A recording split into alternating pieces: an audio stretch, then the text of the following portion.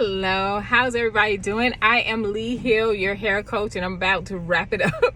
I was like, let me do my videos today. It's Sunday afternoon, and I was doing a bunch of errands, and I have a lot of work to do at home, washing clothes and stuff, getting ready for the week. And this is my last video that I'm doing, and this one I want to talk about is called about when I did my own hair growing up. And I wanted to talk about this because this is something that a lot of us have done, especially being Black women. And so I really want to get into that just a little bit and just to kind of stir you up and be like, oh, I did too. And, we could talk about some things. But before I go into that, don't forget that I have a program set up for you ladies that is, I think I'm going to start driving, that is set up for you guys to,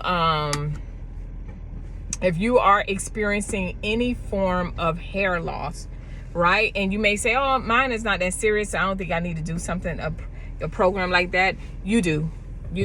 Because that's what normally happens, especially if you're young. We have a lot of young girls, like we all started out, and that's why this video is good for that started out doing hair, doing their own hair. And then we make mistakes and different things like that, and we say, okay, then you start seeing your hair thinning, your edges are thinning, different things like that. And I am here to bring that out. What if you are that woman that is, I'm driving y'all and looking, so y'all bear with me. What if you are that woman that has experienced hair loss, whether you're young or you're old, and you're just like, it happened because I did such and such. I knew that adhesive was not the thing for me, and I did it anyway. But what if there is what if you could get your hair back? And what if all of the thoughts that you thought is all in your head? And what if there was one thing that you needed to do to change that your hair would grow back? If this is you, then that program is for you. So I'm going to add a link at the bottom. It's called dearhairloss.com. The name of the program is called Shed No More. It's a free hour that's giving you an insight on kind of what you're going to expect during that actual program and how it's going to help you out tremendously, because a lot of you think that you have permanent hair loss, or that that your hair is never going to grow back, and that is far from the truth. I knew that was going to happen. That is so far from the truth, right? So that's what I'm here for. Now, I want to talk about, and I am freely talking about this. It's not, ooh, y'all saw that? You don't want me to be great? All right. It's not like I have a script or anything. This is just me talking. I remember as a kid, I've been doing hair since I was like 7 years old. Let me take that back, 7. Way back with my dad, when they had perms. My dad wanted a perm because he was watching them old school movies. And remember, the men had their hair and they would roller set their hair, and I roller set his hair with a brown paper bag. So I'm in that era, right? I'm driving through Miami, guys, so y'all just bear with me. And that was my first time I did hair. And then he went and brought the curly perm stuff, but he ain't about all the stuff that comes with the curly perm. As I grew older, I'm like, wait, you had the wrong stuff in your hair, because he wanted to change his hair texture, which a lot of us do. It don't just be women, it's men as well. So I went from that, and then when I turned 13, I didn't have a relaxer till I was 13 years old. That was at the time. That's when you get relaxers, right? And my mom took me to Miss Mildred, and I got my first relaxer. My hair was super long, and I was like, oh my God, you can tell me nothing. I remember I went and put my hair in the water right after I got my hair done. I was like, look, Mom, it's curly. And my mom wore me out because she had spent like $50 to get my hair done. It was $35 at that time for a relaxer, right? And so I remember that she said, you gonna do your own hair. I was like, what? I don't care, because I got long hair. My hair was like below like mid of my back, right? So that started me on my journey, but I didn't know how often I should do a relaxer. I didn't know what products I should use, because Miss Mildred didn't teach me all of that. A lot of hairstylists didn't know all of that. I didn't know that I needed my hair trimmed. It's like I just sat at home and I just did my hair. So whatever they came out with, I did it on my own. So I used to do a relaxer like every 3 weeks or 4 weeks. Anytime I felt a little bit of bump at that root, I would do my relaxers.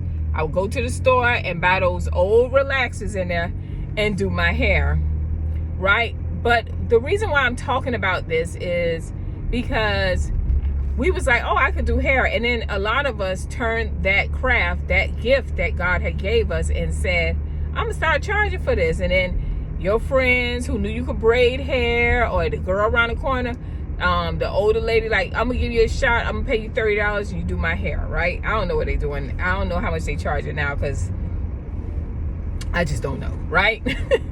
And so, but we made so many mistakes, and it's only the grace of God that I still have hair. Because when I think about the things that I've done to my hair, the abuse that I have done to my hair, I am like, that's only the grace that God gave me, that I was able to keep my hair, because a lot of women were not. And especially in this era, at least in my era, we wasn't doing weave like that. You know, weave at that time in the 80s and the 90s was like a sin. That sounds so crazy when I think about it.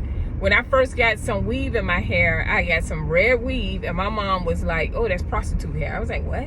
Only prostitute get weave in their hair. So she had me thinking, it's so crazy. Like, we be coming up with some foolishness. But and it made me it turned me off. I didn't want to have weave, you know? And so, but now we dealing with lace fronts and, you know, glues and tape extensions. We dealing with so many different other things that they have, technology and different things have came into play, that we still got girls that is now our age, when we once were before, and they're making major mistakes. But the only problem is the mistakes that they're making, they are also, it's worse, because we were able to recuperate our hair back. A lot of us were.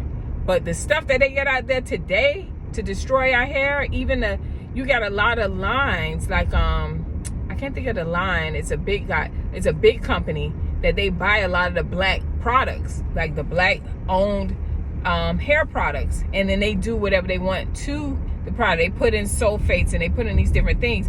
So these are the things that girl that you were when you were a kid, 6 and 7 years old, 10 years old, braiding hair and doing all of that. They're using those products, which is costing them their hair permanently, right? Or they're costing them their hair and they start losing their hair, right? And then guess what?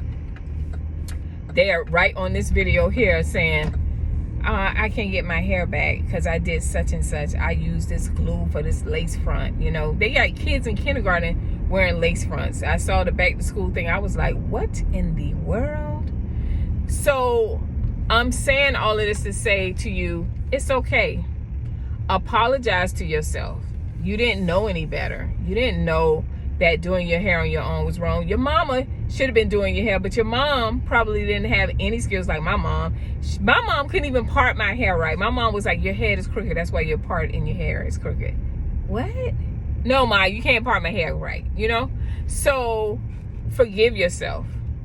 But if you have a daughter that is good at doing hair, right? And she's a younger girl, get her the right products. If she is the girl in the neighborhood that everybody come to because she can slay some hair, give her the right products. Pay for a program that she can learn how to take care of people's hair while she's slaying people's hair. There's nothing wrong with slaying. The problem is with slaying. Slaying means you're killing it. And when you're killing it, you don't want to kill it. You just want to slay it for that moment, and then you want to be able to wake up and wash your hair out and still have hair. That's the difference. So if you know someone, invest in that person. If they have that gift, right? Because we made so many mistakes because we didn't know any better. And our mom was like, my mom was like, you got long hair, honey. If some of that break off, you're fine. You're fine. It'll grow back. And it did grow back. But today's chemicals and things that we have now, they're not going to be so lucky, you know? Or if they are experiencing temporary hair loss, they need to learn how to restore their hair back, or how to restore that person's hair back who probably want to fight her. Right? Because growing up in Miami, everybody knew how to do hair. My friend Angel, Qualina, from braids to stacks, when they had the salt and pepper, they knew how to slay hair. They knew how to design hair. That's it. They did not know, and they knew how to cut. My friend Angel knew how to cut hair. God rest her soul. But they did not know how to take care of the hair.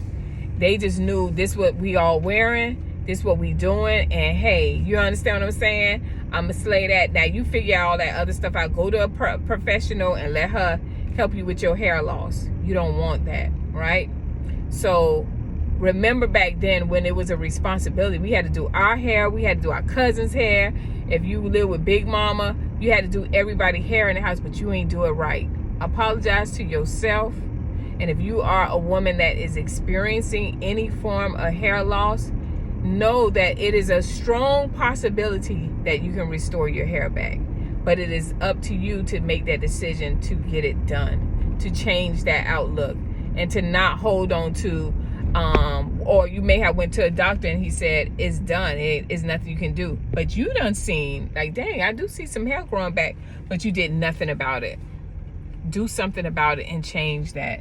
Love your hair. You still want to rock the latest hairdos and do your thing, that's fine, because I mean, I'm going to be in a movie soon, and I'm probably going to be wearing some extensions. But in the meantime, I really enjoy wearing my hair.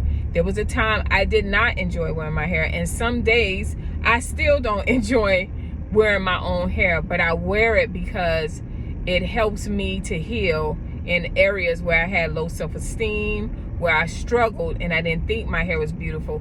I wear it because there is somebody out there that's like, she wear her hair. You know what I mean? You got to show that. It's nothing wrong with the other things that we're doing, but we have to do it in moderation. That's the word I was trying to figure out the other day on the video. Doing things in moderation, right? So, yes, they got the latest look. Maybe they got the cute shortcut, but you got long hair. You don't want that. You're going to get your hair sewed up and let somebody, you know, do the 27 piece or whatever, or put the short wig and style it or whatever. That is fine. But when you take that wig off, you got to be able to be ready to take care of your hair and do it consistently. It can't be, oh, I flat iron my hair, I'm good.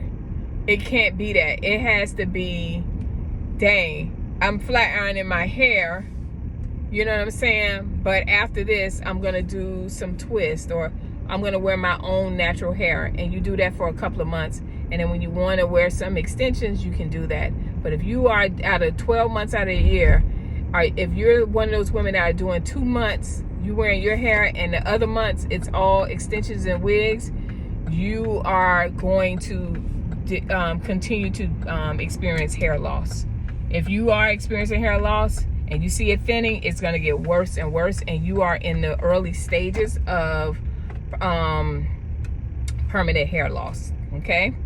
So I just wanted to talk about that. If you have a story about when you was young and you had to do your hair because your mama was like, you got to do your hair. I work. When I come home maybe she come home late at night, you know what I'm saying? And she ain't getting up with you. You got to get up and you got to help your brothers and your sisters out.